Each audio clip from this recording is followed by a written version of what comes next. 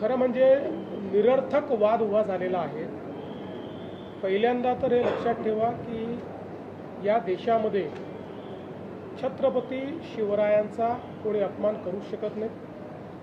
छत्रपती शिवरायांचा मान इतका मोठा आहे की कोणीही त्यांचा अशा पद्धतीनं अपमान करणं हे शक्यच नाही आहे।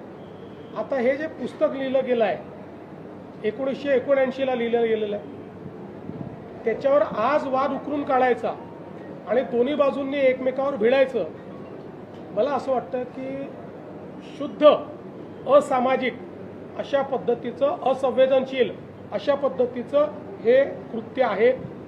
मला असं वाटतं आक्षेप घेणाऱ्याने पुस्तक वाचलं आहे की नाही मला माहिती नाही, आंदोलन करणारे तिकडनं जे आलेले आहेत ते आपण कशाकरता करतो हे त्यांना माहिती आहे की नाही मला माहिती नाही।